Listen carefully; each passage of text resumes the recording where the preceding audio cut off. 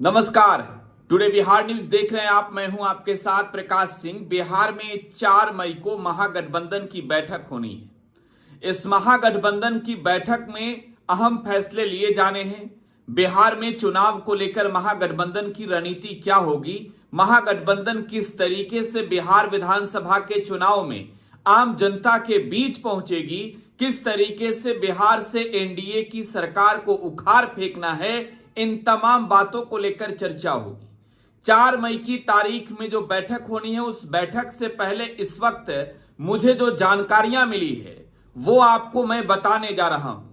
एक सबसे बड़ी बात की सीट शेयरिंग का फॉर्मूला, जिस बात को लेकर सस्पेंस पिछले कई दिनों से लगातार बनी हुई है, यह माना जा रहा है कि महागठबंधन की बैठक में भी इस बात पर चर्चा होगी। लेकिन 4 मई की जो तारीख में बैठक होनी है, उस बैठक को लेकर खास तौर पर तैयारी की गई है। इस बार यह बैठक किसी पार्टी के दफ्तर में नहीं हो रही है, किसी नेता के आवास पर नहीं हो रही है। यह बैठक जो है वो पटना के दीघा आसियाना रोड स्थित एक रिसोर्ट में रखी गई है। सबसे बड़ी बात की इस बैठक में, यानी महागठबंधन की बैठक में, राष्ट्रीय जनता दल, कांग्रेस, लेफ्ट के सभी विधायक मौजूद होंगे, जिला अध्यक्ष मौजूद होंगे, जिला सचिव मौजूद होंगे, राष्ट्रीय अध्यक्ष, उपाध्यक्ष सहित तमाम पदाधिकारी मौजूद होंगे। जो विधायक हैं पार्टी के वो भी मौजूद होंगे, जो सांसद हैं वो भी मौजूद होंगे, जो एमएलसी हैं वो भी मौजूद होंगे। और पार्टी विस्तृत तौर पर बिहार चुनाव को लड़ने के लिए आपस में रणनीति बनाएगी और साथ ही साथ इन लोगों के साथ सीधा संवाद भी स्थापित होगा। तेजस्वी यादव कोऑर्डिनेशन कमेटी के अध्यक्ष बन चुके हैं, इस बात को आप जान रहे हैं। टुडे बिहार न्यूज ने पहले ही वो खबर दिखा भी दिया है। तो खैर, अब इतने लेवल पे लोग पहुंच रहे हैं। एक पार्टी वीआईपी, जिसका ना तो कोई विधायक है, ना कोई मंत्री है, ना कोई एमएलसी है, ना कोई सांसद है, तो तमाम जो लोग जुटेंगे वीआईपी से वो पदाधिकारी लोग होंगे। पार्टी के राष्ट्रीय अध्यक्ष, राष्ट्रीय उपाध्यक्ष होंगे, जिला अध्यक्ष होंगे। तो तमाम नेताओं की हाई लेवल की मीटिंग होने जा रही है। पटना के दीघा रिसोर्ट जगह को तय किया गया है और इस रिसोर्ट में अब बैठकर बातें होगी, आमने सामने की बातें होगी। देखिए, सीट शेयरिंग के फॉर्मूले की चर्चा हम करने जा रहे हैं। हम सीट शेयरिंग का फॉर्मूला आपको बताने जा रहे हैं और यह वीडियो जब आखिरी तक आप देखेंगे तो आपको समझ में आ जाएगा कि बिहार के चुनाव को लेकर कितनी ज्यादा बेचैनी तमाम दलों के अंदर है। अब देखिए, वीआईपी 60 सीट मांग ले रही है, कांग्रेस 90 सीट मांग रही है, आरजेडी तो अपनी तैयारी में ही है, लेफ्ट मन मुताबिक सीटें मांग रही है। महागठबंधन के अंदर सीट बंटवारे पर खींचतान होगा, इस बात को लेकर चर्चा है। खैर, अब सीट का बंटवारा आपको बता दें अभी ये, उससे पहले आपको बताते हैं कि क्या कुछ होगा।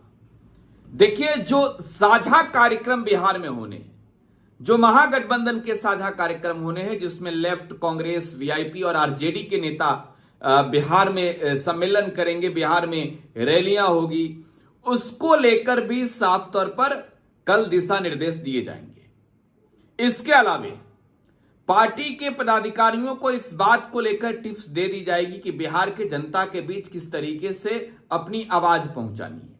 सबसे बड़ी बात कि बिहार में 17 महीने महागठबंधन की सरकार रही और इस 17 महीने के काम, पढ़ाई, कमाई, दवाई, सिंचाई, सुनवाई वाली सरकार के काम जनता के बीच जाकर पहुंचाना है और इसके लिए बूथ लेवल पर अपनी मजबूती कैसे बनानी है, इस बात को लेकर मंथन होगी।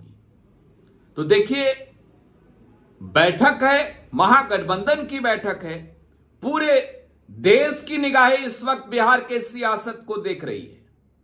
जाहिर सी बात है कि यह बिहार का चुनाव है और बिहार की जनता उड़ते हुए चिड़िया को हल्दी लगाकर खींचना जानती है। तो बिहार की जनता की बारी है इस बार। बिहार में महागठबंधन, बिहार में इंडिया गठबंधन, बिहार में जो है वो जनसुराज, बिहार में ओवैसी की पार्टी, कई पार्टियां हैं। खैर, बसपा भी है बिहार में 243 सीट पर चुनाव लड़ने के लिए तैयार। तो बिहार में इस वक्त जो बैठक से पहले, महागठबंधन की बैठक से पहले जो हमें जानकारी मिल पा रही है वो सीट शेयरिंग का फॉर्मूला बहुत सुलझा हुआ है और बड़ा झटका जो है वो वीआईपी को लग रहा है। और झटका मैं नहीं कहूंगा, विकासशील इंसान पार्टी की राजनीतिक हैसियत आज के वक्त में 5 से 6 सीटों की है।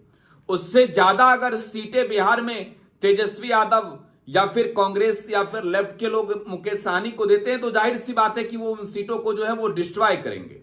बिहार में मुकेश सहनी के पास असल में देखें तो कैंडिडेट की कमी है। मुकेश सहनी के पास उनके अंदर जो है वो राजनीतिक रूप से आप कहें तो उतना जो है वो उन्होंने अपने आप को विस्तृत नहीं किया है कि बिहार में वो कुछ कर पाए, बिहार में उनका पार्टी कुछ बड़ा ओहदे पर हो। जगह जगह देखिएगा तो बूथ कमेटी भी नहीं है, पंचायत तक के अध्यक्ष नहीं है, प्रखंड तक के अध्यक्ष नहीं है बिहार में कई जिलों में। खैर, मुकेश सहनी की जो पार्टी है उसे 15 से अधिक सीटें मिलती हुई नहीं दिख रही है अब तक। देखिए, जाहिर सी बात है कि तेजस्वी यादव बखूबी इस बात को समझ रहे हैं कि सहनी की पार्टी को अधिक सीटें देने का मतलब क्या होगा। दूसरी ओर भाजपा भी इंतजार में है, भाजपा भी कह रही कि 10 से 11 सीट ले लो, 12 सीट ले लो, इधर आ जाओ। लेकिन तेजस्वी यादव भारतीय जनता पार्टी से जरूर अधिक सीटें दे रहे हैं। 15 सीटें सहनी की राजनीतिक हैसियत के हिसाब से काफी अधिक है और 15 सीटें मुकेश सहनी को बिहार चुनाव में मिल सकता है। इसके अलावा सबसे अधिक सीटों पर अगर मैं किसी दल की बात करूं तो वो दल राष्ट्रीय जनता दल होने वाली है। देखिए, 134 से 135 सीटें आरजेडी बिहार में लड़ेगी। सबसे बड़ी बात कि आरजेडी उन सीटों पर चुनाव लड़ने जा रही है जो सीटें बिहार में राष्ट्रीय जनता दल ने पूर्व के चुनाव में 2015 या फिर 2020 के चुनाव में जीती है। आरजेडी जहां पर स्ट्रांग पोजीशन देखती है अपना, उन सीटों पर राष्ट्रीय जनता दल चुनाव लड़ेगी।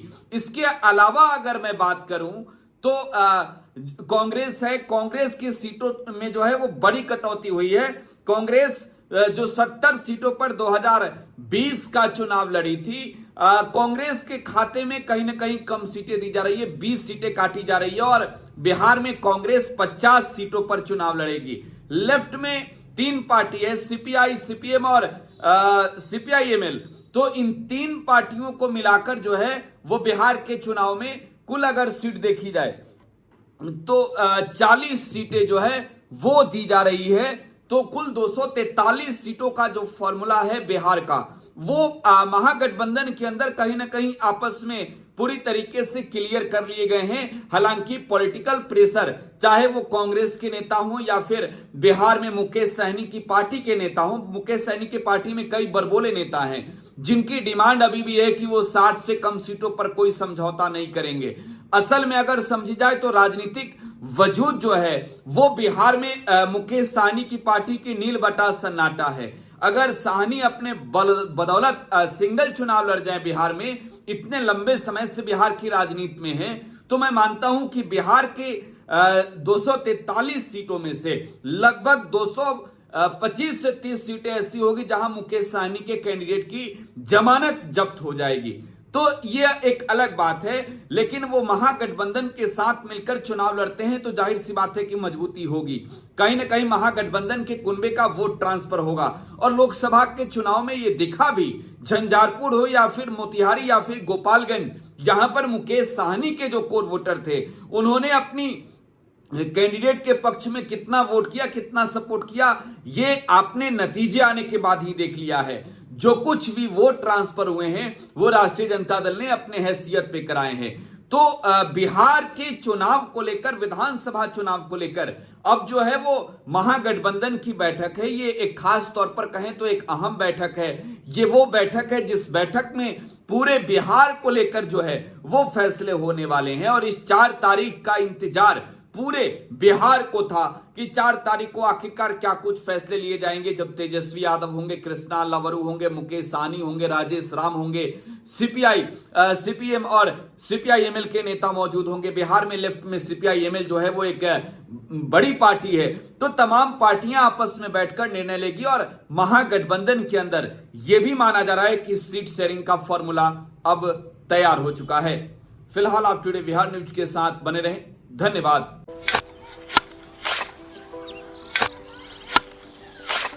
नई का साल मुबारक हो चाचा। हाँ मुबारक।